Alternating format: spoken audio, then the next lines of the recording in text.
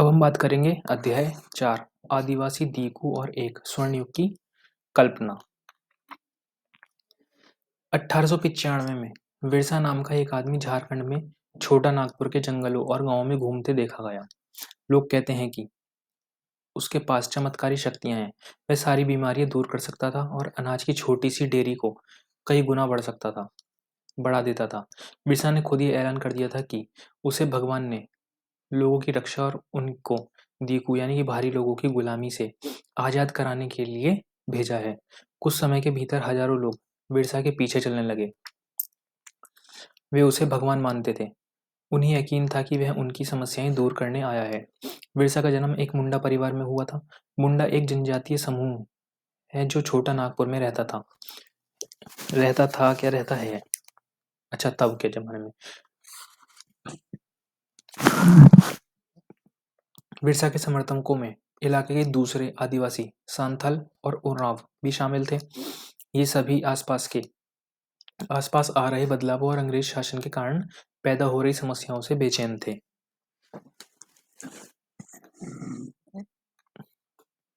ठीक है, ये क्या है? उड़ीसा के डोंगरिया कंद कबीले की महिलाएं बाजार जाते हुए नदी में गुजर रही हैं।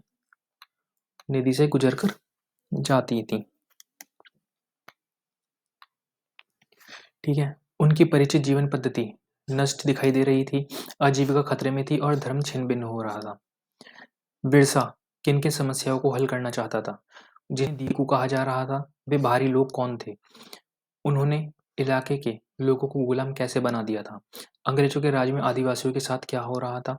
आदिवासियों का जीवन किस तरह बदल रहा था? इस अध्याय में हम ऐसे ही कुछ सवालों पर विचार करेंगे।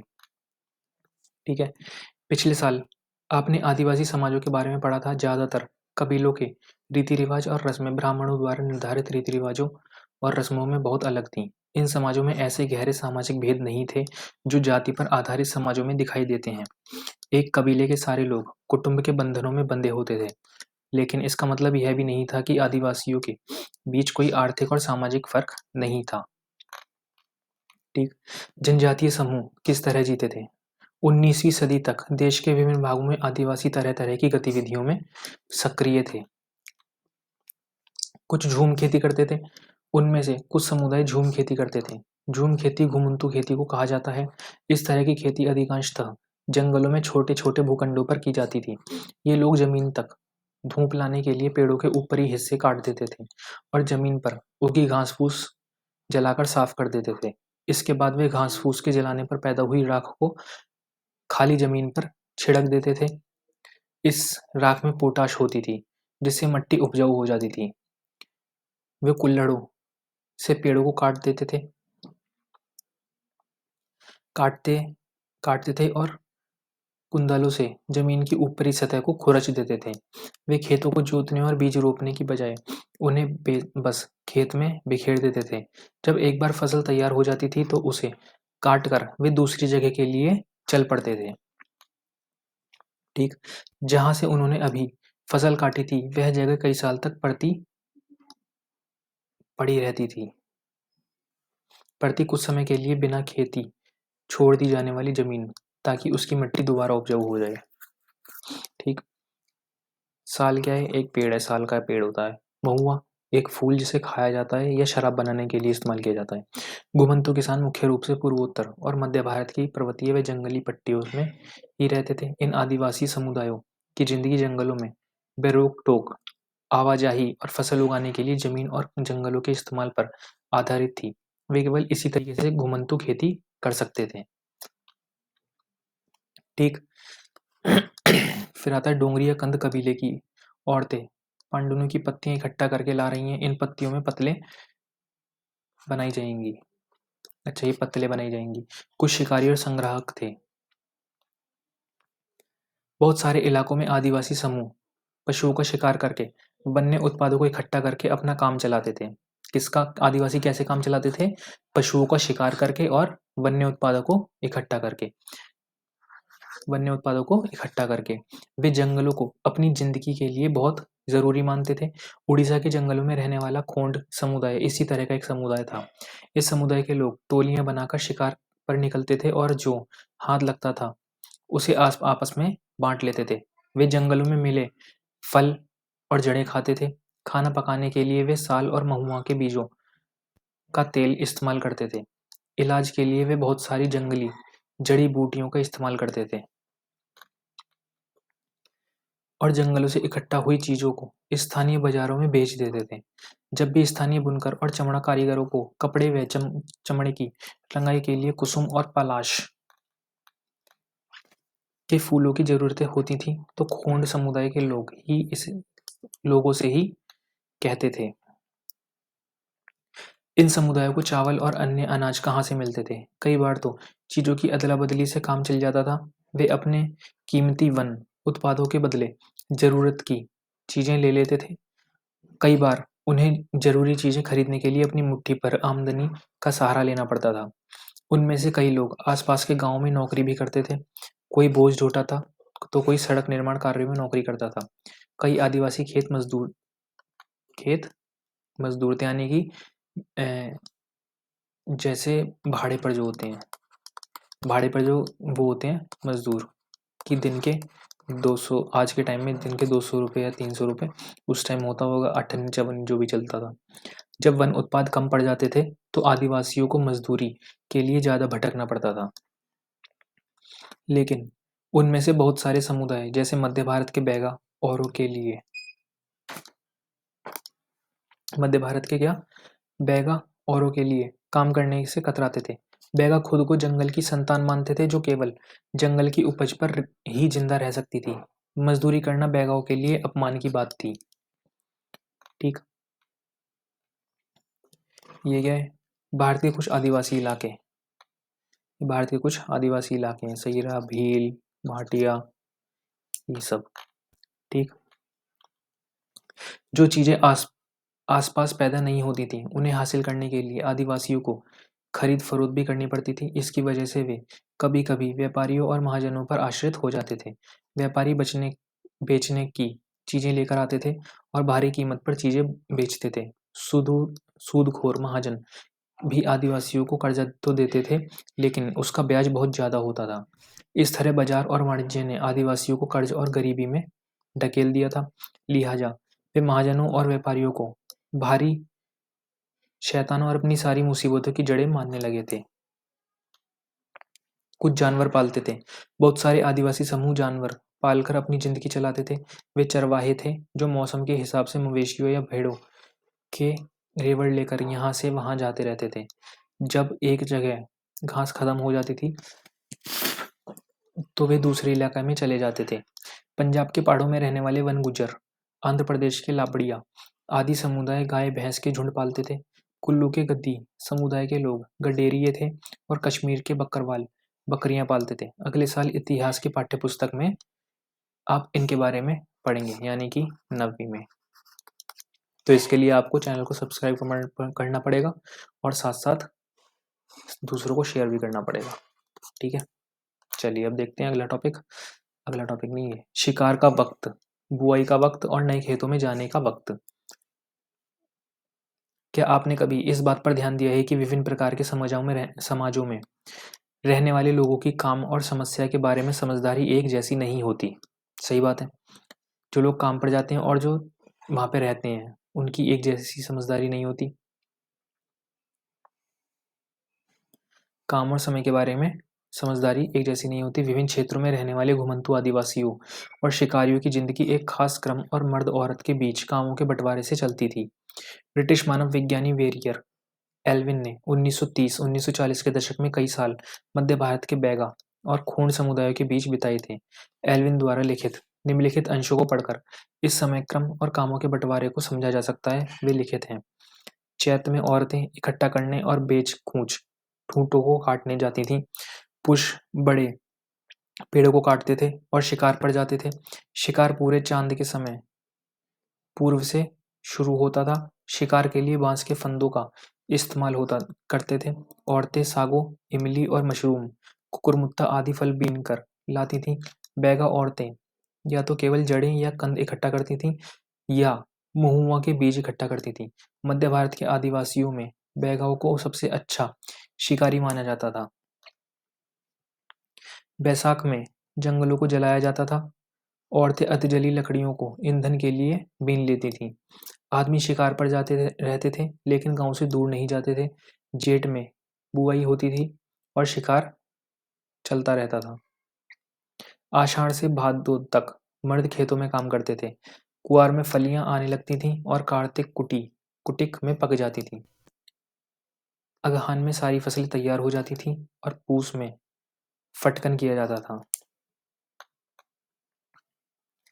फिर नाच गाना और शादियां भी पूस के महीने में ही होती थीं। माघ में पुरुष वेवड़ की तरफ चले जाते थे। इस दौरान शिकार व चीजों का संग्रह ही जीने की मुख्य गतिविधि होती थी। यह चक्र पहले साल का होता था। दूसरे साल शिकार के लिए ज्यादा समय मिल जाता था, क्योंकि केवल कुछ फसलों की ही बुआई कटाई होती थी। क्योंकि भोजन काफी होता था, इसलिए पुरुष वेवड़ों में ही रहते थे। तीसरे साल में भोजन के लिए वन उत्पादों की भी जरूरतें पड़ने लगती थी।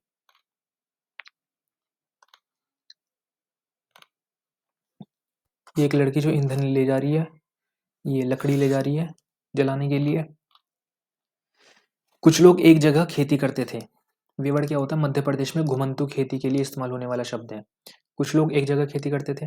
19वीं सदी से पहले ही बहुत सारे जनजातीय कबीले एक जगह टिक कर खेती करने लगते थे। वे बार बार जगह बदलने की बजाय साल दर साल एक ही जगह खेती करते थे। वे हलों का इस्तेमाल करने लगे थे और धीरे धीरे उन्हें जमीन पर अधिकार भी मिलते जा रहे थे। बहुत सारे समुदायों में छोटा नागपुर के मुंडाओं की तरह जमीन पूरे कबीले की संपत्ति होती थी। कुल के सभी सदस्यों को उन मूल निवासियों का वंशज माना जाता था, जिन्होंने सबसे पहले आकर जमीन को साफ किया था। लिहाजा जमीन पर सभी का बराबर हक होता था। फिर भी अक्सर ऐसा होता था कि कुल के कुछ लोग और से ज्यादा ताकत जुटा लेते थे। कुछ मुखिया बन जाते थे और बाकी उनके अनुयायी होते थे। जो ताकतवर होते थे वे खुद खेती करने की बजाय अक्सर अपनी जमीन बटाई पर दे देते थे। ठीक है। ब्रिटिश अफसरों को गोंड या सांथल जैसे एक जगह ठहरकर रहने वाले आदिवासी समूह शिकारी, संग्राहक या घुमंतू खेती करने वालों के मुकाबले ज्यादा सभ्य दिखाई देते थे। जंगलों में रहने वालों को जंगली और बर्बर माना जाता था। अंग्रेजों को लगता था कि उन्हें स्थायी रूप से एक जगह बसाना और सभ्य बनाना जरूरी है। ठीक। औपनिवेशिक शासन, आदिवासियों के जीवन पर क्या असर पड़े? ब्रिटिश शासन के दौरान आदिवासी समूहों को जीवन बदल गया। क्या बदलाव आए थे? आदिवासी मुखियाओं का क्या हुआ? अंग्रेजों को आने से पहले बहुत सारे इलाकों में आदिवासियों के मुखियाओं का महत्वपूर्ण स्थान होता था। किसका? आदिवासियों के मुखियाओं का। उनके पास औरों से ज्यादा आर्थिक ताकत होती थी। वे अपने इलाके पर नियंत्रण रखते थे। कई जगह उनकी अपनी पुलिस होती थी और वे जमीन एवं वन प्रबंधन के स्थानीय नियम खुद बनाते थे। ब्रिटिश शासन के तहत आदिवासी मुखियाओं के कामकाज और अधिकार काफी बदल गए थे। उन्हें कई कई गांवों पर जमीन का मालिकाना तो मिल मिल रहा मिलता रहा, लेकिन उनकी शासकीय शक्तियां छिन गईं। कुल मिला के कहने की बात है, जो मुखिया होते थे अंग्रेजों के आने के बाद, मुखिया के पास सिर्फ पैसे बचे थे, बाकी सारी शक्तियां छिन गई थीं। उन्हें ब्रिटिश अधिकारियों द्वारा बनाए गए नियमों का मानने के लिए बाध्य कर दिया गया। उन्हें अंग्रेजों को नजराना देना पड़ता था और अंग्रेजों के प्रतिनिधित्व की हैसियत से अपने समूह को अनुशासन में रखना होता था। पहले उनके पास जो ताकत थी, अब वह नहीं रही। वे परंपरागत कामों को करने में लाचार हो गए। ठीक। घुमंती काश्तकारों का क्या हुआ? ऐसे समूहों से अंग्रेजों को काफी परेशानी थी, जो यहाँ वहां भटकते रहते थे और एक जगह ठहरकर नहीं रहते थे। वे चाहते थे कि आदिवासियों के समूह एक जगह स्थायी रूप से रहें और खेती करें। एक बार ये और देख लेते हैं, ये महाराज कौन है? ये है पूर्वोत्तर के निशी आदिवासियों के एक गांव में लट्ठों से बना घर। जब ये घर बनाए जाते हैं तो पूरा गांव मदद करता है। अच्छा, ये घर बना रहे हैं, मतलब लट्ठों से घर बना रहे हैं जोड़कर। ये गुजरात के एक जंगल में खेती करती भील औरतें। ये क्या है? ये भील समुदाय की औरतें हैं, ये खेती करती हुई हैं। ठीक है। घुमंतू खेती गुजरात के बहुत सारे वन क्षेत्रों में अभी भी जारी है। आप देख सकते हैं कि यहाँ पेड़ों को काट दिया गया है और खेती के लिए ज़मीन साफ कर दी गई। ये पेड़ों को काट रहे हैं और ज़मीन साफ कर रहे हैं खेती के लिए। ठीक। स्थायी रूप से एक जगह रहने वाले किसानों को नियंत्रित करना आसान था। अंग्रेज अपने शासन के लिए आमदनी को नियमित स्रोत भी चाहते थे। फलस्वरूप उन्होंने जमीन के बारे में कुछ नियम लागू कर दिए। उन्होंने जमीन को मापकर प्रति एक व्यक्ति का हिस्सा तय कर दिया था। उन्होंने यह भी तय कर दिया कि किसे कितना लगान देना होगा। कुछ किसानों को भूस्वामी और दूसरों को पट्टेदार घोषित किया गया। जैसे कि आप देख चुके हैं अध्याय 2 में पट्टेदार अपने भूस्वामियों का भाड़ा चुकाते थे। भूस्वामी सरकार को लगान देते थे। अगर आपने अध्याय 2 नहीं पढ़ा है तो प्लेलिस्ट में जाके आप पढ़ सकते हैं। ठीक। झूम काश्तकारों को स्थायी रूप से बसाने की अंग्रेजों की कोशिश बहुत कामयाब नहीं रही। ठीक। जहाँ पानी कम हो, मट्टी सूखी हो, वहाँ हलों से खेती करना आसान नहीं होता, बल्कि हलों की मदद से खेती करने वाले झूम काश्तकारों को अक्सर नुकसान ही हुआ, क्योंकि उनके खेत अच्छी उपज नहीं दे पाते थे। इसलिए पूर्वोत्तर राज्यों के झूम काश्तकार इस बात पर अड़े रहे कि उन्हें परंपरागत ढंग से ही जीने दिया जाए। व्यापक विरोध के फलस्वरूप अंग्रेजों को आखिरकार उनकी बात माननी पड़ी और ऐसे कबीलों को जंगल के कुछ हिस्सों में घुमंतू खेती की छूट दे दी गई। फिर क्या आता है वन कानून और उनके प्रभाव। जैसा कि आपने देखा आदिवासी समूहों का जीवन जंगलों से जुड़ा हुआ था, अतः वन कानूनों में आए बदलावों से आदिवासियों के जीवन पर भी भारी असर पड़ा।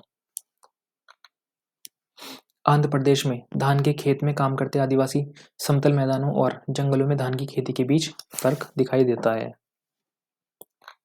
ठीक। अंग्रेजों ने सारे जंगलों पर अपना नियंत्रण स्थापित कर लिया।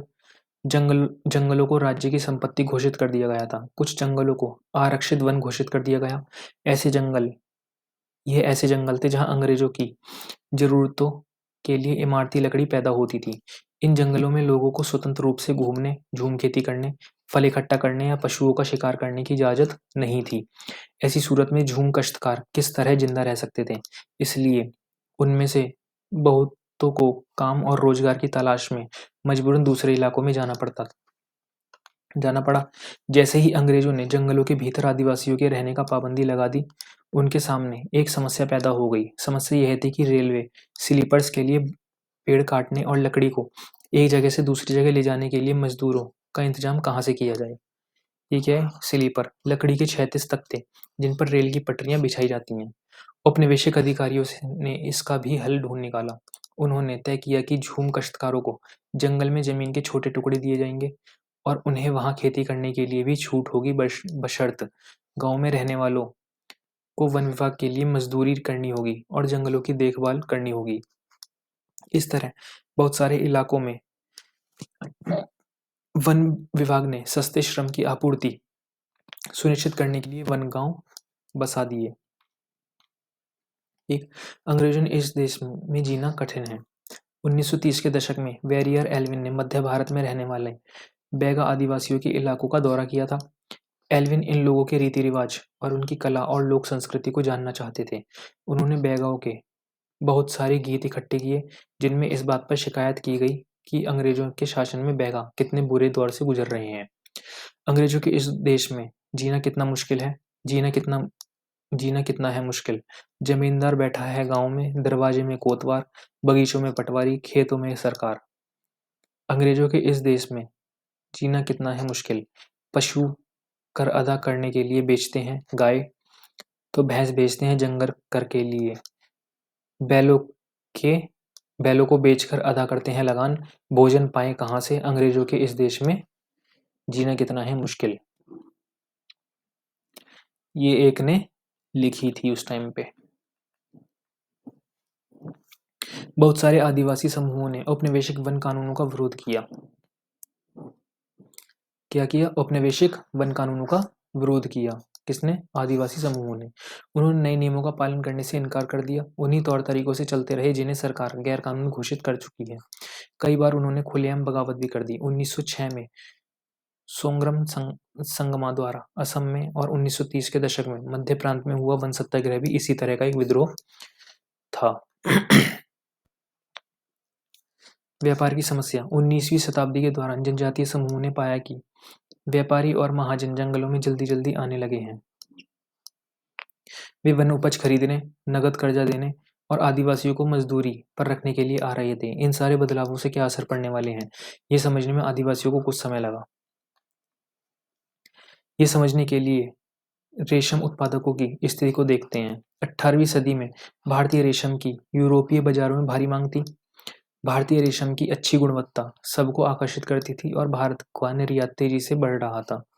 जैसे जैसे बाजार फैला, ईस्ट इंडिया कंपनी के अफसर इस मांग को पूरा करने के लिए रेशम उत्पादन पर जोर देने लगे। ठीक, वर्तमान झारखंड में स्थित हजारीबाग के आसपास रहने वाले सांथल रेशम के कीड़े पालते थे। कौन? हजारीबाग के आसपास रहने वाले सांथल रेशम के कीड़े पालते थे। रेशम के व्यापारी अपने एजेंटों को भेजकर आदिवासियों को कर्ज देते थे और उनके कृमि कोषों को इकट्ठा कर लेते थे। 1000 कृमि कोषों के लिए 3-4 रुपए मिलते थे। इसके बाद इन कृमि कोषों को वर्धमान या गया भेज दिया जाता था, जहां उन्हें 5 गुना कीमत पर बेचा जाता था। ठीक, निर्यातकों और रेशम उत्पादकों के बीच कड़ी का काम करने वाले बिचौलियों को जमकर मुनाफा होता था। रेशम उत्पादकों को बहुत मामूली फायदा मिलता था। स्वाभाविक है, बहुत सारे आदिवासी समुदाय बाजार और व्यापारियों को अपना सबसे बड़ा दुश्मन मानने लगे थे। किसको? आदिवासी समुदाय व्यापारियों को अपना सबसे बड़ा दुश्मन मानने लगे थे। ये क्या है? ये एक चटाई बुनती हजांग औरत। औरतों के लिए घरेलू काम सिर्फ घर तक ही सीमित नहीं था, वे खेतों और कारखानों में भी अपने बच्चों के साथ लेकर जाती थी। ठीक, ये क्या है? बिहार के कोयला खनिक, कोयला खदान से निकलने वाले हैं। 1948 की तस्वीर है ये। 1920 के दशक में बिहार की झरिया और रानीगंज कोयला खदानों में काम करने वाले लगभग 50% खनिक आदिवासी थे। अंधेरी और धमघोटू खदानों की गहराई में काम करना न केवल शरीर को तोड़ता था, बल्कि यह खतरनाक था। वह अक्सर सचमुच जान ले लेता था। 1920 के दशक में देश की कोयला खदानों में हर साल 2000 से ज्यादा मजदूर मारे जाते थे।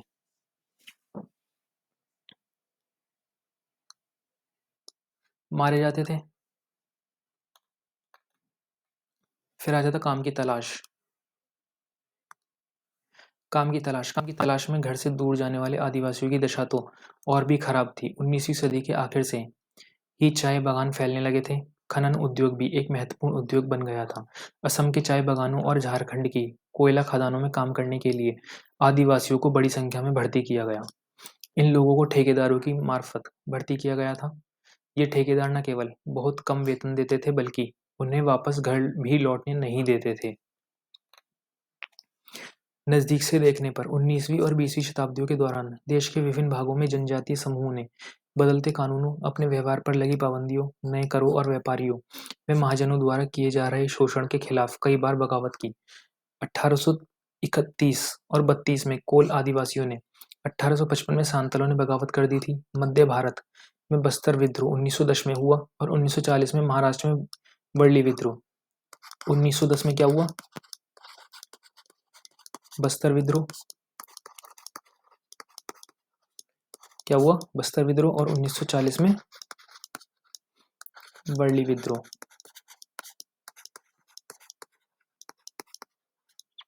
ठीक, बिरसा जिस आंदोलन का नेतृत्व कर रहे थे, वह भी इसी तरह का विद्रोह था। ठीक है, फिर आ जाते हैं बिरसा मुंडा, जिनकी हमने स्टार्टिंग में बात करी थी। बिरसा का जन्म 1870 के दशक में मध्य में हुआ था। दशक के मध्य में होता, उनके पिता गरीब थे। बिरसा का बचपन भेड़ बकरियां चराते, बांसुरी बजाते और स्थानीय अखाड़ों में नाचते गाते बीता था। उनकी परवरिश मुख्य रूप से बहोंडा के आसपास के जंगलों में हुई थी। गरीबी से लाचार बिरसा के पिता को काम की तलाश में जगह जगह भटकना पड़ता था। लड़कपन में ही बिरसा ने अतीत में हुए मुंडा विद्रोह की कहानियां सुन ली थी। उन्होंने कई बार समुदाय के सरदारों यानी कि मुखियाओं का विद्रोह का आह्वान करते हुए देखा था। बिरसा के समुदाय के लोग ऐसे स्वर्ण युग की बात किया करते थे, जब मुंडा लोग दीकुओं के उत्पीड़न से पूरी तरह आजाद थे। सरदारों को कहना था कि एक बार फिर उनके समुदाय के परंपरागत अधिकार बहाल हो जाएंगे। वे खुद को इलाके के मूल निवासियों का वंशज मानते थे। अपनी जमीन की लड़ाई यानी कि मुल्क की लड़ाई लड़ रहे थे। वे लोगों को याद दिलाते थे कि उन्हें अपना साम्राज्य वापस ला पाना है। ये उन्होंने लिखा थी लूलूहान मेरे कंधे। मुंडा मुंडा आदिवासियों के गीतों में उनके कष्ट झलकते हैं। हाय कोहलू के बैल की तरह मैं, लूलूहान मेरे कंधे, जमींदारों के दूत दिन और रात करते मुझे परेशान, बड़बड़ाता हूँ मैं यही दिन और रात, हाय यही मेरी हालत, नहीं है मेरा कोई ठिकाना, नहीं है मेरी कोई खुशियाँ। Birsa Munda in his movement, अच्छा ये बुक से लिया गया है एक। बिरसा स्थानीय मशीनरी स्कूल में जाने का हाँ। बिरसा स्थानीय मशीनरी स्कूल में जाने लगे जहां उन्हें मशीनरी के उपदेश सुनने का मौका मिला। वहां भी उन्होंने यही सुना कि मुंडा समुदाय स्वर्ग का साम्राज्य हासिल कर सकता है और अपने खोए हुए अधिकार वापस पा सकता है अगर वे अच्छे ईसाई बन जाएं और खेती अच्छे ईसाई बन जाएं और अपनी खराब आदतें छोड़ दें तो ऐसा हो सकता है। बाद में बिरसा ने एक जाने माने वैष्णव धर्म प्रचारक के साथ भी कुछ समय बिताया। किसके वैष्णव धर्म प्रचारक के साथ भी कुछ समय बिताया। उन्होंने जनेऊ धारण किया और शुद्धता व दया पर जोर देने लगे। वैष्णव कौन होते थे? विष्णु की पूजा करने वाले वैष्णव कहलाते थे। अपनी किशोर अवस्था में बिरसा जिन विचारों के संपर्क में आए उनसे वह काफी गहरे तौर पर प्रभावित थे। बिरसा का आंदोलन आदिवासी समाज को सुधारने का आंदोलन था। उन्होंने मुंडाओं का आह्वान किया और वे शराब पीना छोड़ दें, गांव को साफ रखें और डायन व जादू टोने में विश्वास न करें। यहाँ ध्यान देने वाली बात यह है कि बिरसा ने मशीनरी और हिंदू जमींदारों का भी लगातार विरोध किया। वह उन्हें बाहर का मानते थे जो मुंडा जीवन शैली को नष्ट कर रहे थे। 1895 में बिरसा ने अपने अनुयायियों का से आह्वान किया कि वे अपने गौरवपूर्ण अतीत को पुनर्जीवित करने के लिए संकल्प लें। वे अतीत के एक स्वर्ण युग सतयुग की चर्चा करते थे जब मुंडा लोग अच्छा जीवन जीते थे, तटबंध बनते थे, कुदरती झरनों को नियंत्रित करते थे, पेड़ और बाग लगाते थे, पेट पालने के लिए खेती करते थे। उस काल्पनिक युग में मुंडा अपने बिरादरों और रिश्तेदार का खून नहीं बहाते थे, वे ईमानदारी से जीते थे। बिरसा चाहते थे कि लोग एक बार फिर अपनी जमीन पर खेती करें, एक जगह टिक कर रहें और अपने खेतों में काम करें। अंग्रेजों को बिरसा आंदोलन के राजनीतिक उद्देश्यों से बहुत ज्यादा परेशानी थी। ये आंदोलन मशीनरियों, महाजनों, हिंदू भूस्वामियों और सरकार को बाहर निकालकर बिरसा के नेतृत्व में मुंडा राज स्थापित करना चाहता था। ठीक है, ये आंदोलन इन्हीं ताकतों को मुंडाओं की सारी समस्याओं व कष्टों का स्रोत मानता था। अंग्रेजों की भूनीतियां उनकी परंपरागत भूमि व्यवस्था को नष्ट कर रही थी। हिंदू भूस्वामी और महाजन उनकी जमीन छीनते जा रहे थे और मशीनरी उनकी परंपरागत संस्कृति की आलोचना कर रहे थे। जब आंदोलन फैलने लगा तो अंग्रेजों ने सख्त कार्रवाई का फैसला लिया। उन्होंने 1895 में बिरसा को गिरफ्तार किया और दंगे फसाद के आरोप में 2 साल की सजा सुनाई। कब 2 साल की सजा सुना दी? 1897 में जेल से लौटने के बाद बिरसा समर्थन जुट गए और गांव-गांव घूमने लगे। उन्होंने लोगों को उकसाने के लिए परंपरागत प्रतीकों और भाषा का इस्तेमाल किया। वे आह्वान कर रहे थे कि उनके नेतृत्व में साम्राज्य की स्थापना के लिए रावणों यानी कि दूकों और यूरोपियों को तबाह कर दें। बिरसा के अनुयायी दीकू, जिन्हें वो कहते थे भारी लोग, जिन्हें क्या कहते थे भारी लोग, और यूरोपीय सत्ता के प्रतीकों को निशाना बनाने लगे।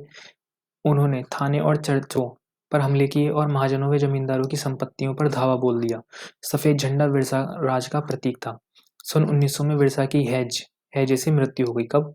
हैजे से मृत्यु हुई 1900 में, और आंदोलन ठंडा पड़ गया। यह आंदोलन 2 मायनों में महत्वपूर्ण था। पहला, इसने औपनिवेशिक सरकार को ऐसे कानून लागू करने के लिए मजबूर किया जिनके जरिए दीकू लोग आदिवासियों की जमीन पर आसानी से कब्जा ना कर सकें।